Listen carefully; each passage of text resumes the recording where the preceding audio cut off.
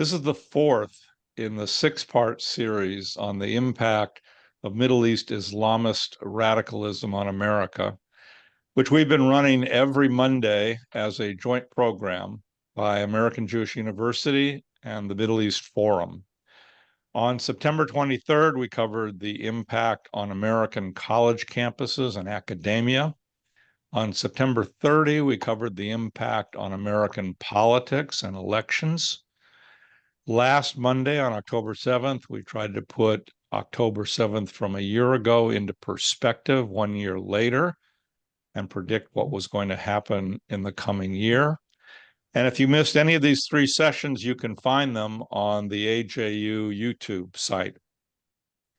Today, we're going to cover the conservative media coverage of Islamism in the Middle East and discuss the strengths and weaknesses of its reporting and analysis.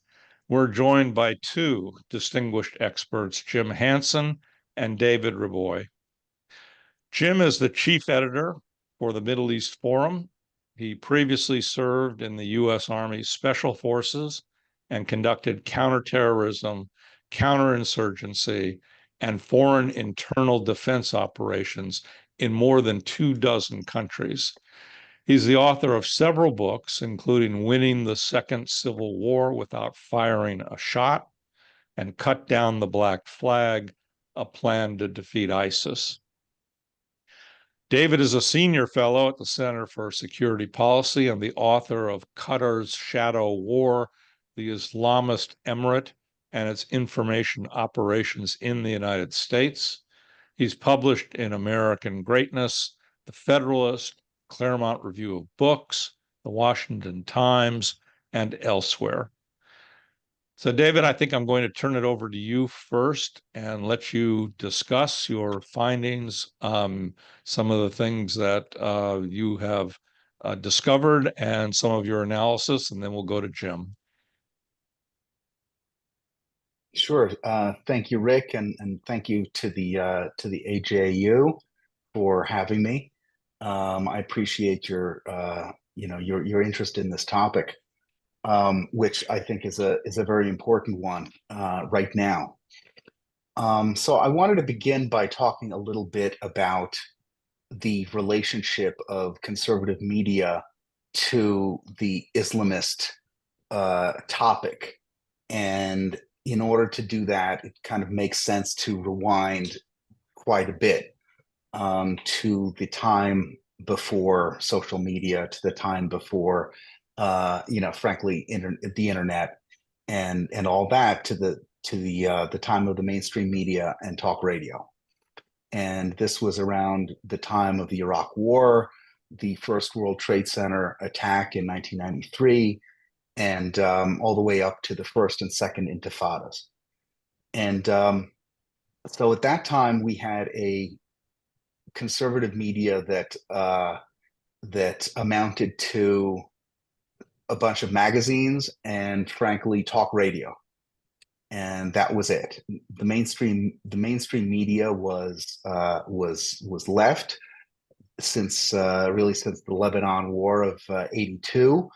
It had been growing progressively more anti-Israel, and when the first Intifada kicked off is when it became more and more anti-Israel as the days went on.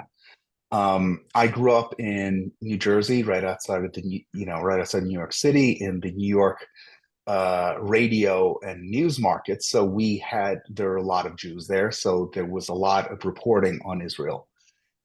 Both on talk radio and also in the papers and things like that. So it was an issue that for us was probably covered in greater depth than if you were to live in elsewhere in the country with a different demographic breakdown.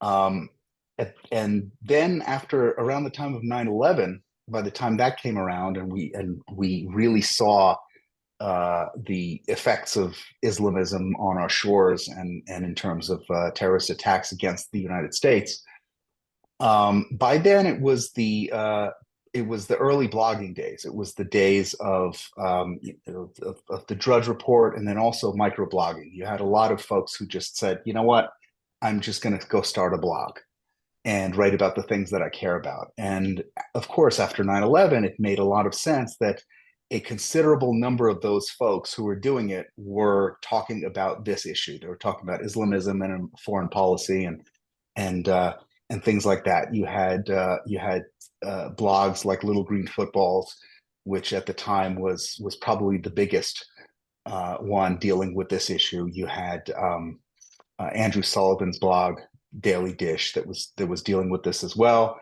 A lot of those writers at the time were not exactly coming from movement conservatism. They kind of called themselves or thought of themselves as 9/11 neocons, which is mugged by reality.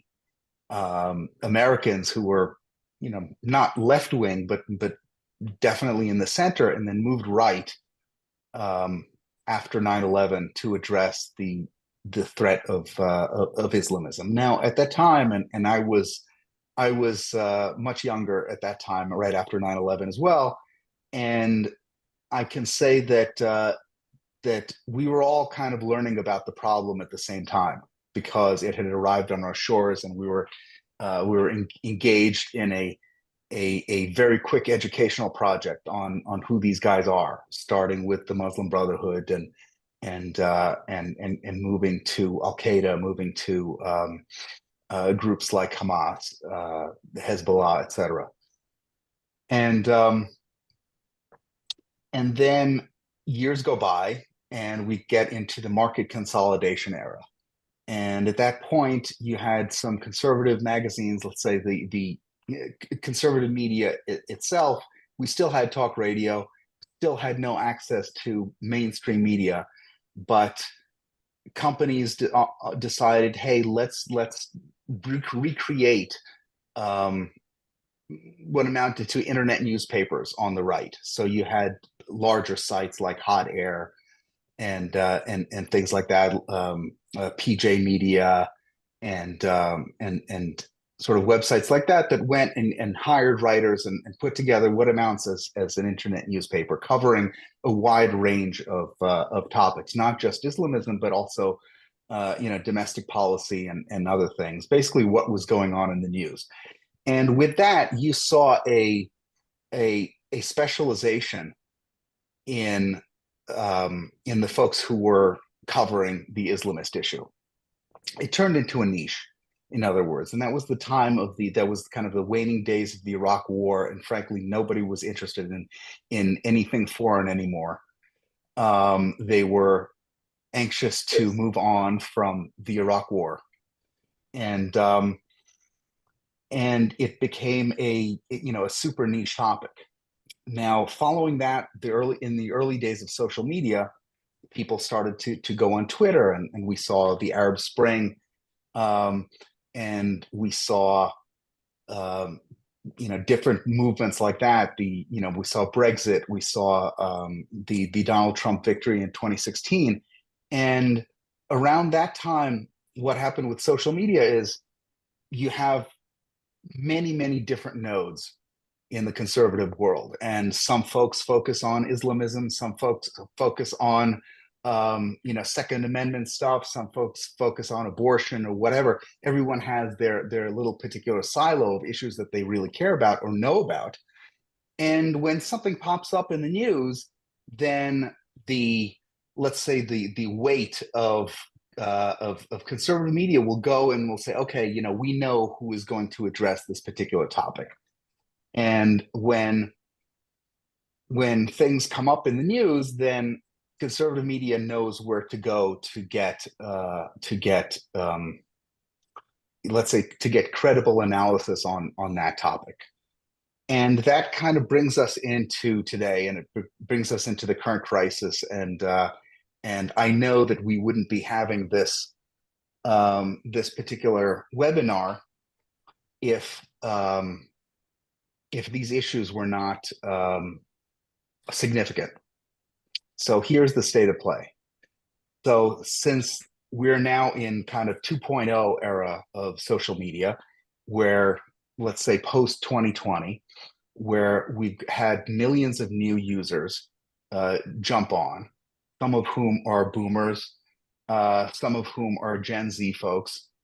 And that really changed the makeup of what's happening. It changed the way that um, that social media works, and frankly, a lot of it is driven by economics. How do you make a living? You can make a living on social media, whereas prior to that, it was very, very difficult.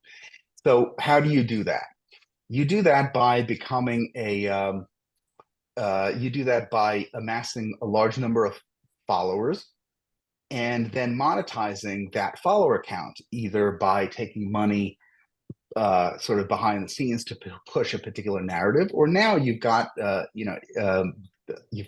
rules of X, which will literally pay out to you for impressions, which of course leads to common denominator stuff. It leads to fake news. It leads to disinformation. It leads to um, the possibility of very cynical folks uh, wanting to maximize their following and maximize their profits by goosing their engagements and saying things that are not true or silly or ridiculous or etc. So into that do we have at the same time the complete collapse of legitimacy of the mainstream media on a variety of topics, from COVID to Russiagate to basically anything you can think of. Joe Biden being completely competent to serve to serve as president of the United States until boom, one day he's no longer competent, and then he's replaced by Kamala Harris, who had sworn up and down that he's completely fine. Um, and the people look around and they look at one another and they notice this and they say, these people in the mainstream media are lying to us, and they've been lying to us for quite a while.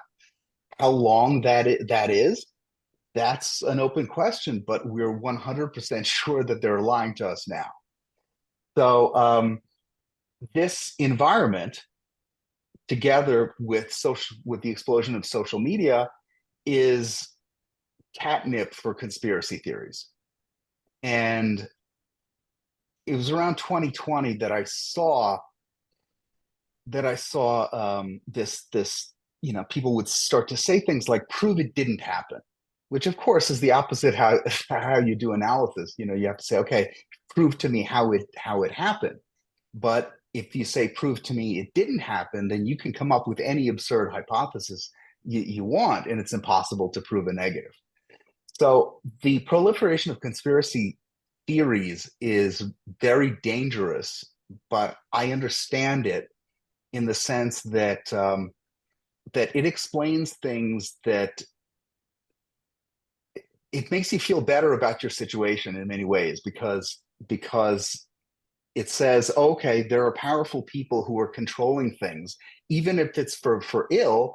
But if I know about it, and maybe then we can do something about it, we can fix the problem in a snap. Whereas the truth of the matter is, it's very messy. Nobody knows what they're doing. Um, there isn't a big giant mechanism controlling everything, and frankly, people find that scary, and they look to conspiracy theories to that kind of explain things to kind of calm them down. It's a security blanket because they don't want to face the reality of the situation that we're in, which is quite bleak. So into that into that situation, you have bad actors of one kind or another. So on one hand, you have people like Tucker Carlson and Candace Owens and Jackson Hinkle and Jake Shields and a whole bunch of folks who are speaking to um, disaffected people who are kind of ready to believe anything, and they're being fed, frankly, um, straight up hardcore anti-Semitism, of a kind that would be absolutely familiar from the blood libel days. And it's very difficult to see where this energy is coming from. You see it online, you see an explosion of it on Twitter or X, for example. But it's hard to know exactly how much of it is real and how much of it is fake, because at the same time, you've also got foreign state actors who have been, for the last many years, trying to inject pro-Islamist narratives or chaos-centered narratives into the conversation. So, for example, Qatar, I wrote a book about it called Qatar's Shadow War. They've been very, very active in this field, pushing anti-Israel stuff, pushing anti-American stuff, pushing pro-Hamas stuff, and so forth. And for example, they invested a big chunk into the conservative site Newsmax. They pumped millions of dollars into this country via a loophole, which is the Qatari government funded the 9/11 families lawsuit. And they're able then to use the lawsuit to give money to Americans, in the name of litigation support that is not under the Foreign Agent Registration Act. So they've been doing that. They've been paying off, tons of people in the media and radio talk show hosts and writers and other folks. And then in addition to that, you've got the bots. You don't know what's real. You don't know what's fake. And we see a lot of these massive anti-Semitic, anti-Israel accounts with a crazy amount of likes and retweets and different types of engagements. We really don't know what's real. I mean, I think it would behoove Elon Musk to get to the bottom of it, because it does hurt his business. Nobody likes to go on to Twitter and see this stuff nonstop, especially since so much of it is coming from foreign state actors. And we've already seen, we've traced the networks, whether it's Iran paying Gray Zone on the left to put stuff out, or the Russians being involved in anti-Israel, pro-Assad stuff, since propaganda online since about 2015, since they got involved in the Syria war. You've got China and TikTok, or China using its TikTok to push out anti-Israel, pro-Palestinian messages, pro-Islamist messages. So all that is the state of play. It's confusing, and it's a wild time, especially if you log on to social media. It can be absolutely dispiriting. However, the silver lining is that the right and the Republican Party, really at all levels, at all important levels, still supports Israel strongly, still stands against anti-Semitism, and is kind of revolted by it. Both the voters and the institutional apparatus of the party is still absolutely pro-Israel, still absolutely against anti-Semitism. We have a. I'm sorry. I want to come back Yeah. to X, Elon Musk, Tucker Carlson, the X algorithm, and how that impacts that. But I want to give Jim a chance to chime in here on either what you've said or what he's found, and then maybe I'll direct some questions to both of you. Sure, I can actually I can comment on X as a platform and the changes they're making to their algorithm, because what David pointed out is they tried a new model for paying people in order to create a more engagement-based model. They wanted people to talk. They wanted, replies to comments. They wanted people to put information out there and other people to respond to it. The problem was they did not have the mechanism worked out immediately to go ahead and tell who was who. And so consequently, people who were creating gibberish and garbage and lies and propaganda were getting their information out and having either farmed bots or having other people interacting in their comments in a way that would generate revenue for them, but was not furthering the conversation. So I think what happened, and I think the most egregious example of an influence operation that was largely perpetrated in non-standard media is the idea of Gaza genocide. And if you look over the past year, the idea that there was a genocide in Gaza is essentially, it's a fact. If you were to look and search, if you went to Google and searched, you would find 4 pages of information supporting the idea of a Gaza genocide. Some of it's mainstream media, and the initial top ones would be, but then pages and pages and pages of lesser forms of media that were either created by Islamists, like David mentioned, Qatar is bad that way, Iran is bad that way. There are a number of folks who have an interest in distorting the actual realities on the ground to further that narrative. And I think they have been horrendously successful. I think it is one of the most painful things for anyone who supports Israel to think about, is that the enemies of Israel started a war, caused a reaction, and then benefited from that reaction. Now, we all know that that's one of Hamas and to some extent Hezbollah's methods of operation. They want their civilians to be killed so they can generate, the idea that Israel is committing a genocide against their people.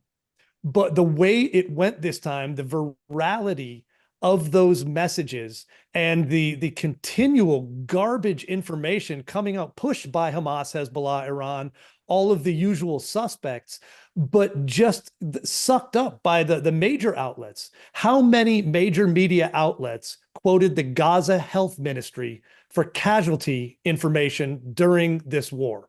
Everyone who did committed journalistic malpractice and malfeasance because they know better.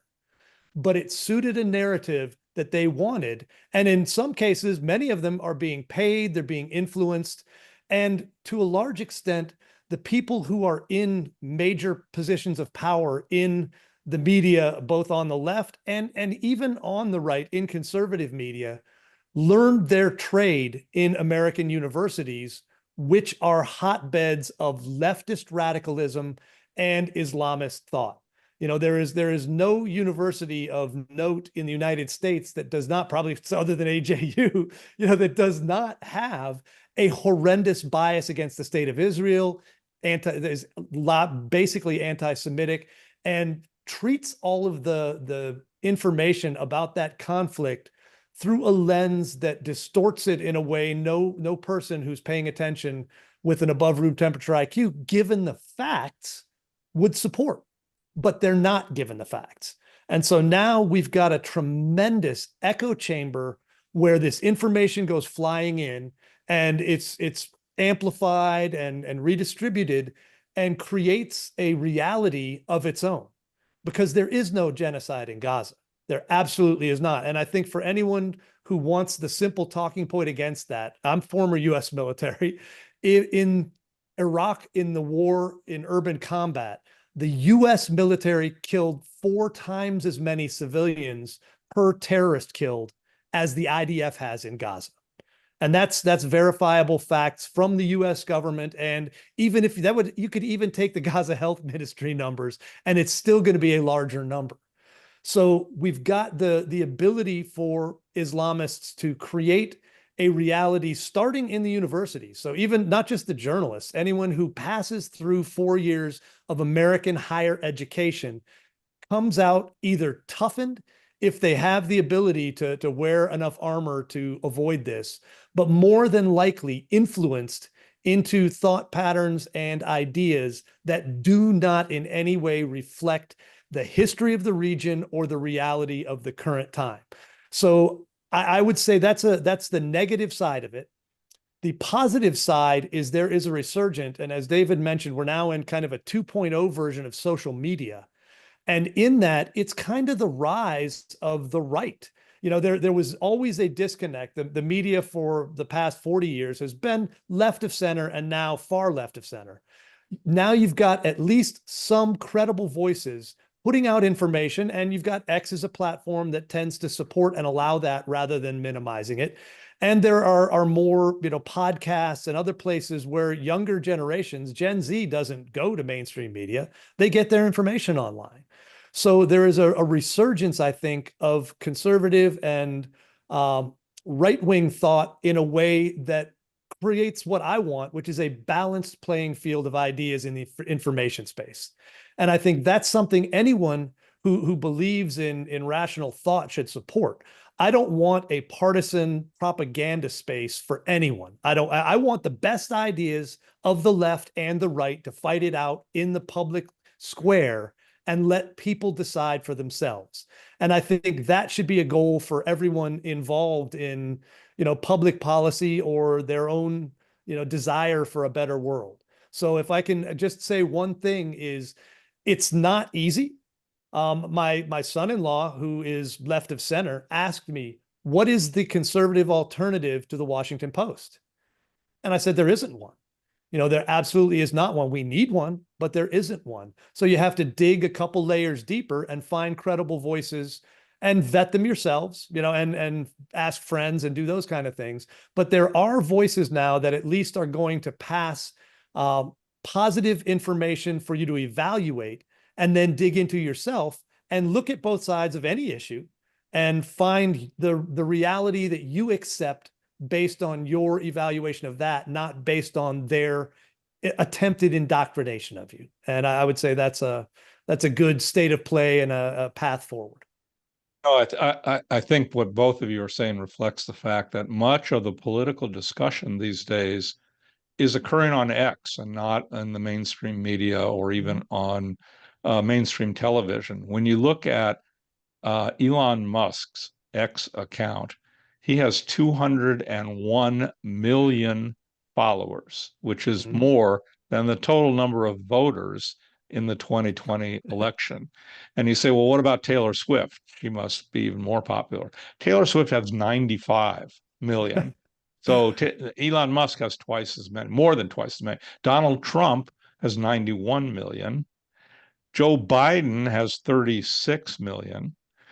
And Tucker Carlson has 14 million, which is small in relation to those numbers I just gave you. But with the algorithm that X uses to push out to people on X who they think might be interested in something, when Tucker Carlson did his interview with Daryl Cooper, who blamed World War II on Churchill and spoke favorably of Adolf Hitler, that went not only to Tucker Carlson's 14 million, but 34 million was the total number of views of that particular session with Tucker. So X it's more than a platform. It's something that is circulating information throughout the blogosphere or the internet or whatever. So unfortunately we only have a few minutes left. So I want each of you, if you could, to give our audience maybe 2 or 3 or at least one website that you think people ought to go to who are interested in getting either a conservative or a liberal or center or neutral or whatever you think are the sites that people ought to know about.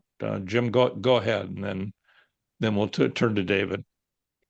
I think I'm going to go ahead and tell you about Upward News, which if you just look for Upward News on X, you'll find it. It's a gentleman named Ari David. He does a tremendous job of kind of the axios of the right. He's probably a couple steps right of center. He's pro-Israel. He takes issues and explains them, in a way that the left tends to explain them and places them in a propaganda model more often than not, I think. And I'm biased. I'm conservative. I admit that, though. That's the difference, I think, in a lot of things. I see through a conservative filter, and then I try to find other sources that disagree with me to go ahead and show me the flaws in my argument. But I like to find people like Upward News where they're going ahead and not placing it into an ideological filter. They're explaining it to you based on, these are the facts, these are the implications, these are the reasons you should be paying attention to this, and these are some more things to think about. And so if you can, I would subscribe to it. I hope he succeeds, because I want more sites like that are willing to place the information out there without the spin and let people ingest it and think about it for themselves. Okay, David, unfortunately we are out of time, but I definitely want you to be able to give 1, 2, or 3 websites to our audience that they might check. Sure. I'll give one, which is Tablet. I think Tablet is the essential website, the essential Jewish, and frankly, not even exclusively Jewish website that's around today. I followed him since the beginning, and it is the place for heterodox, super smart, um, wonderful coverage of the region. I would also recommend the Scroll, which is Tablet's Substack, which gives a daily breakdown of the news. And so tabletmag.com and the Scroll at Substack. Okay, well, thank you both. I'll use the moderator's privilege here to recommend Barry Weiss's Free Press, which is an extremely useful source of information. And ask all the audience to tune in again next week, October 14th, same time, and then October 21st, when we'll conclude this series. Jim, David, thank you very, very much. We appreciate the enlightening conversation.